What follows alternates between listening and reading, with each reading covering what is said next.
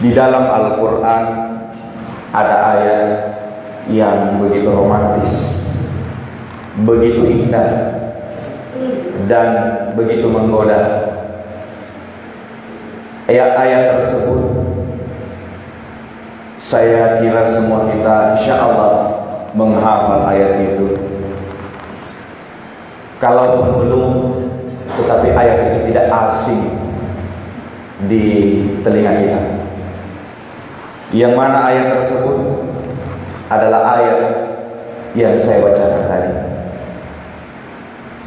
Ya ayyuhalladzina amanu taqullaha haqqa tuqatih wa la tamutunna illa wa antum muslimun. Kita percaya bahwa ayat ini adalah ayat yang begitu romantis, yang begitu menggoda. Kenapa? Di akhir ayat ini menyebutkan, kalau sekiranya kita sementara tertidur, maka ayat ini kemudian datang, bangunlah, jangan mati kalau belum berislam, jangan mati kalau belum berislam, jangan mati kalau belum merasa diri nyaman, jangan mati kalau merasa diri belum menemukan kebahagiaan sejati. Atau di saat kita sibuk, maka ayat ini kemudian mengingatkan kita, jangan mati kalau belum berislam, jangan mati kalau belum berserah diri kepada Allah. Dimanapun kita berada, kapanpun, ayat ini selalu mengingatkan kita. Ya ayyuhalladzina amanu taqullaha haqqa tuqatih wa la tamutunna illa wa antum muslimun. Penutup ayat ini yang begitu menyejukkan. Jangan mati, jangan mati, jangan mati kalau belum pasrah. Jangan mati kalau belum berislam. Karena sesungguhnya berbicara tentang Islam, bapak-bapak, ibu-ibu, saudara-saudaraku, adik-adikku sekalian, berbicara tentang Islam, maka sedikitnya kita dipertemukan dengan tiga hal utama. Tiga hal utama. Aslama yuslimu islaman. Yang pertama adalah kepatuhan. Kalau merasa diri Islam berarti patuh taat dengan ketentuan Allah, patuh taat dengan ketentuan Allah Subhanahu wa ta'ala. Begitu kita menyatakan diri sebagai Islam, masuk sebagai Islam, maka tentu dia sudah mempersiapkan diri untuk taat patuh dengan ketentuan Allah. Jadi maaf saja kalau hari ini ada yang mengatakan bahwa sudah berislam tapi tidak menjalankan perintah Allah, tidak taat dengan Allah, tidak taat dengan pedoman yang Allah turunkan. Ada yang salah, ada yang kurang dalam berislam. Ada yang kurang. Karena orang Islam begitu menyatakan diri Islam, berarti ketentuan yang Allah tetapkan dia harus patuh.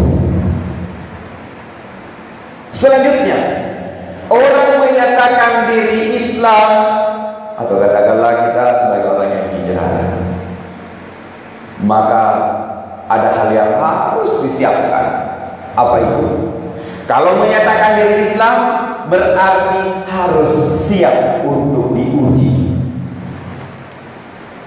Harus siap untuk diuji. Banyak hal. Diuji diri sendiri, diuji keluarga kita, diuji materi kita.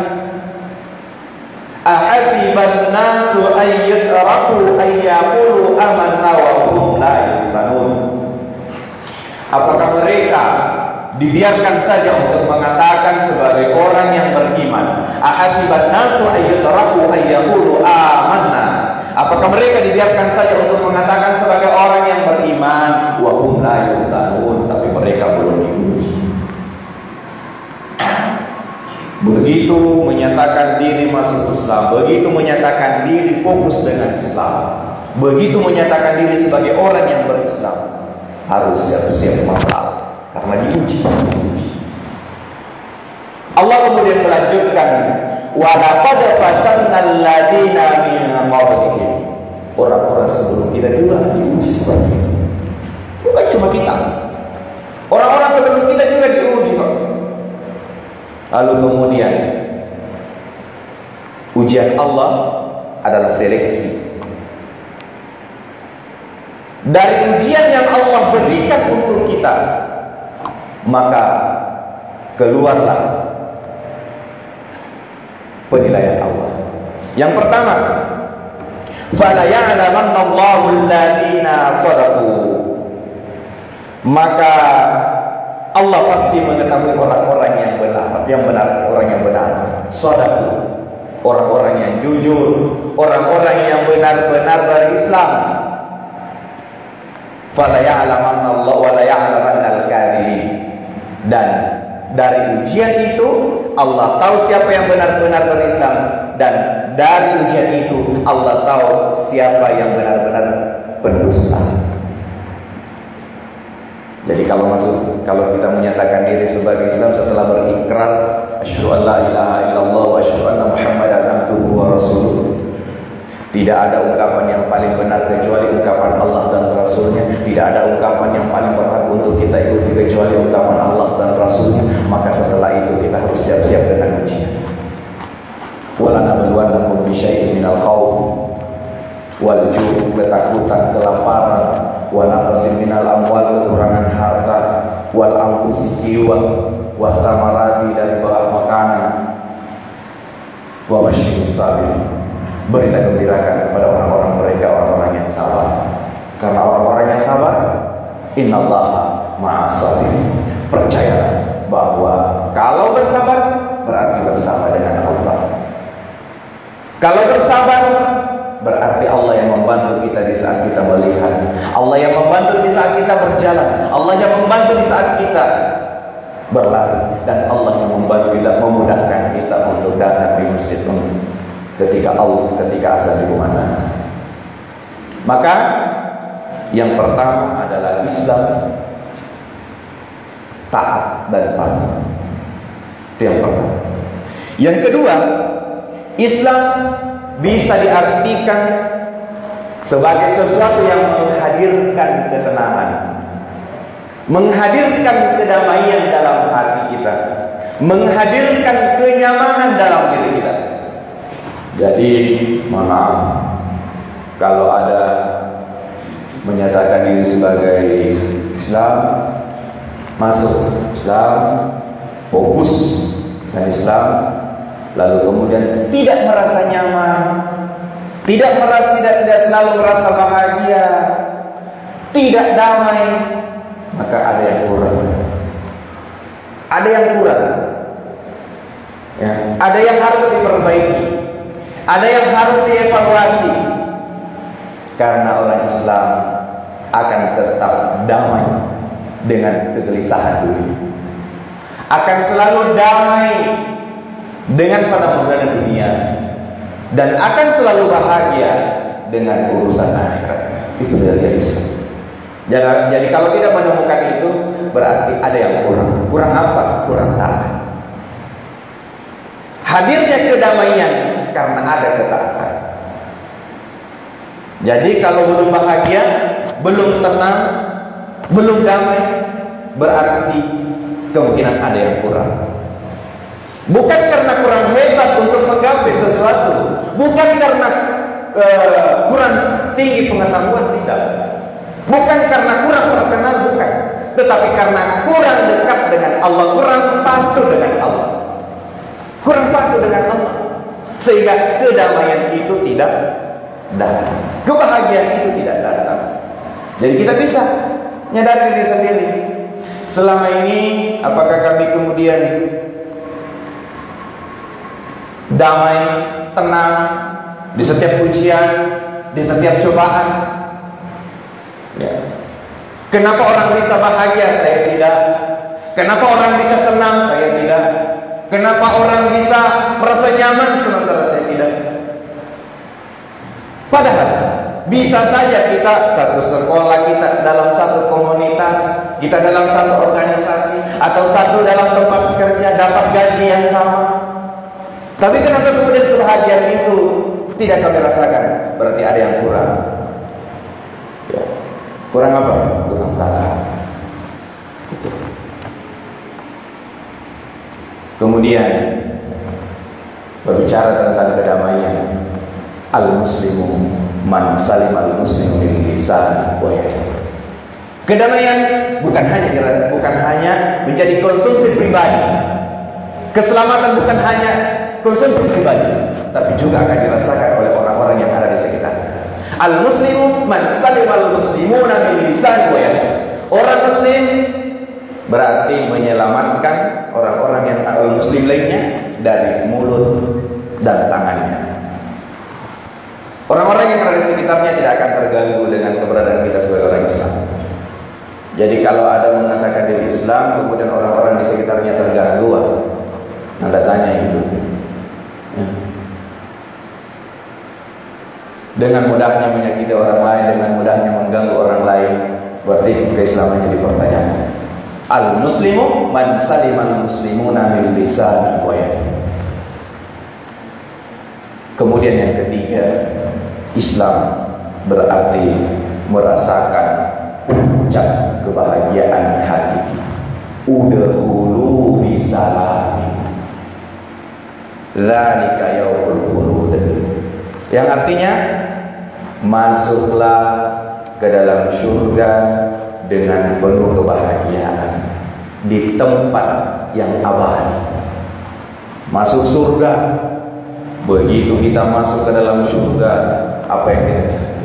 Di antaranya yang kita cari adalah di mana bidadari yang disiapkan untuk. Di mana bidadari yang katanya 70 orang yang disiapkan untuk saya? Mana itu? Begitu bertemu dengan 70 bidadari, bersenda gurau bercanda dengan 70 bidadari itu, lalu kemudian tiba-tiba yang 70 itu berlarian semua, habis 70. Kenapa berlarian? Karena ternyata di depan kita ada istri kita yang menyusul masuk ke dalam surga. Masuk ke dalam surga. Bidadari itu kemudian berlarian. Kenapa? Karena memang dia 70 orang, tapi seorang istri yang solehah jauh lebih cantik daripada 70. Udah uluha bisalam. Masuklah dalam keadaan damai. Masuklah dalam surga dalam keadaan bahagia. Masuklah ke dalam surga dalam keadaan tenang. Udah uluha bisalamin. Dzalika yaumul khulud. Di tempat yang abadi, yang tidak ada lagi ujungnya. Akan seperti itu sampai seterusnya. Abadi, namanya juga abadi. Itu tentang Islam. Kemudian yang kedua tentang iman. Al-imanu bil qalbi wal islamu adniya. Ini menjadi turunan bahwa iman ada di dalam hati kita dan Islam apa yang tampak di permukaan. Al-muslimu man salima al-muslimuna bil lisani. Jadi kalau misalnya orang-orang di sekitarnya aman, tenang, damai, berarti orang itu punya iman dalam hati. Karena al-iman bil qalbi, iman itu di dalam hati. Ada keyakinan yang kuat dengan Allah Subhanahu wa taala. Kemudian iman, kalau mengatakan ini remote, ya remote, betul remote. Karena terlihat oleh mata. Tetapi kalau masih sebatas itu berarti ini ilmunya. Ya. Tetapi dengan keyakinan kita kepada Allah Subhanahu wa taala, kita tidak pernah melihat Allah, tapi yakin adanya Allah. Yakin adanya Allah. Kita yakin betul, percaya betul bahwa Allah ada. Itu yakin. Itu dia adalah iman. Beriman kepada Allah berarti ada hati yang kuat. di dalam hati kita dengan kehadiran Allah. Karena dialah yang memberikan kita ketenangan, dialah yang memberikan kita kekuatan. Bismillah, tawakkaltu 'ala Allah, la haula wala quwwata illa billah. Kita kuat karena Allah yang memberi kita kekuatan. Kita bahagia karena Allah yang memberikan kita kebahagiaan. Kita nyaman karena Allah yang memberikan kita kenyamanan. Kenapa kita bahagia? Kenapa kita kuat? Kenapa kita sejahtera? Karena Allah sayang dengan kita. Dari mana Allah sayang kita? Karena kita taat dan patuh terhadap segala perintahnya dengan segala petunjuk. Jadi kata kuncinya adalah kalau belum merasakan itu semua, berarti jangan-jangan kita kurang dekat dengan Allah. Panggilannya diabaikan. Selalu merasa sibuk-sibuk dengan urusan akhirat, sementara berbicara kesibukan tidak akan habis. Kemudian yang selanjutnya adalah ihsan. Ihsan singkatnya kebaikan yang dikerjakan untuk Allah Subhanahu wa taala. Anta abudallah ka'annaka tarahu fa illam takun tarahu fa innahu yaraka. Ihsan, kita merasa selalu diawasi oleh Allah Subhanahu wa taala. Kita selalu merasakan kehadiran Allah Subhanahu wa taala. Contoh paling konkret. Kita dapat kabar kalau mau kedatangan tamu. Ya, kita mau kedatangan tamu. Sehingga apa yang kita lakukan? Kita siapkan makanan, kita siapkan minuman. Ya. Kalau hanya sebatas itu, ya, menyiapkan makanan untuk menghilangkan laparnya, menyiapkan minumnya untuk menghilangkan dahaganya, kalau hanya sebatas itu, maka bukan orang yang di luar Islam pun bisa melakukan itu. Tetapi yang kita mau lihat adalah endingnya, akhirnya, perjalanan akhirnya. Kalau dia orang Islam menyiapkan bekal untuk tamu karena itu adalah perintah Allah, bukan semata-mata karena tamunya. Bagaimana kalau tamunya tidak datang?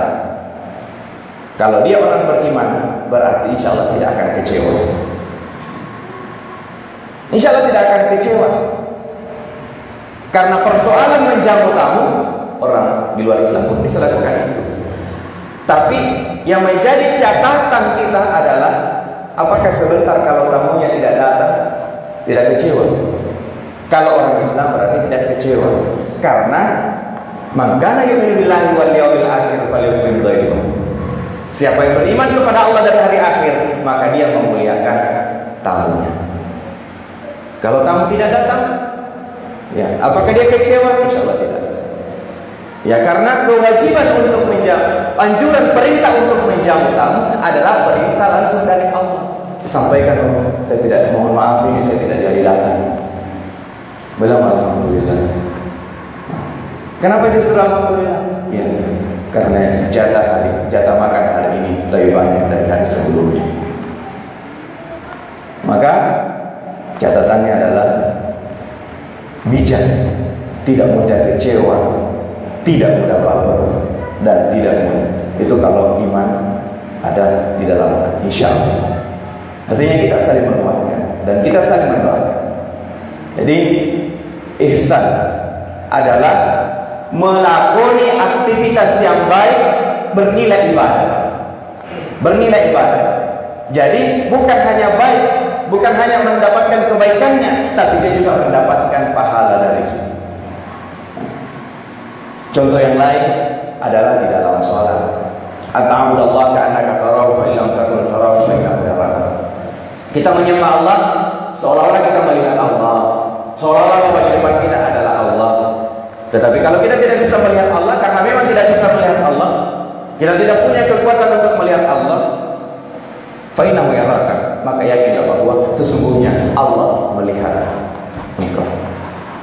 Kemudian di ayat yang lain dikuatkan lagi, innama nut'imukum liwajhillahi la nuridu minkum jazaa'an wa la syukura. Yang artinya innama nut'imukum liwajhillah. Apa yang kita persembahkan, apa yang kita innama nut'imukum liwajhillah, untuk mendapatkan ridha Allah. Maukah pelayanan kan namanya, yang punya jabatan melayani, la nuridu minkum jazaa'a wala syukur. Soal ungkapan terima kasih, soal balasan, biarlah Allah yang ngatur. Tapi dalam hati kita tidak menunggu itu. Biarlah Allah, karena bisa saja jauh lebih besar ketika Allah yang kita melayani, kita memberi, kita serahkan sepenuhnya kepada Allah. Karena kebaikan yang kita lakukan pasti akan terbalas, pasti akan terbalas. Sekali lagi, bahwa kebaikan yang kita lakukan pasti akan terbalas. Kita ada 100 orang, kita berbuat baik kepada 1 orang, maka ada 99 orang yang dititipkan oleh Allah untuk membalas kebaikan yang sudah kita lakukan. Ada 300 orang dan kita berbuat baik kepada 1 orang, maka ada 299 orang yang Allah titipkan untuk membalas kebaikan yang sudah kita lakukan ke orang ini. Ada 1000 orang dan kita sudah melakukan kebaikan kepada 2 orang, maka ada 900 sekian orang yang disiapkan Allah untuk membalas kebaikan yang sudah kita lakukan. Kalau toh orang yang kita berbuat baik itu tidak membalas kebaikan itu secara kasat mata. Jadi begitu indahnya Islam ini, begitu indahnya iman ini, dan begitu indahnya ihsan. Yang dia janjikan adalah ketenangan, yang dijanjikan adalah kebahagiaan, yang dijanjikan adalah kedamaian dalam hati. Sehingga kalau itu belum ditemukan, mari kita mengevaluasi diri kita, mari kita meminta nasihat, mari kita untuk selalu diarahkan. Maka kita bersyukur di komunitas Pejuang Subuh dan juga tuan rumah yang menyiapkan fasilitas untuk kita saling mengingatkan, untuk kita saling membahagiakan, untuk saling menenangkan, untuk saling mendamaikan. Kita bersyukur karena kita berada di bawah bendera Islam yang selalu damai. Jadi sebesar apapun masalah kita, jangan jadikan masalah itu sebagai problem. Justru itu adalah peluang kita untuk di masa yang akan datang yang lebih baik. Karena Allah tahu, la yukallifullahu nafsan illa wus'aha. Allah tidak memberikan ujian kecuali Allah tahu bahwa kamu sebetulnya bisa melalui ujian itu. Tidak apa-apa. Karena mungkin bentuk kasih sayang Allah kita bisa memilih ujian saya 1, 2, 3, 4, 5. Karena saya kira kita semua sudah merasakan ujian. Ujian membuat kita semakin jauh dengan Allah. Tetapi ujian adalah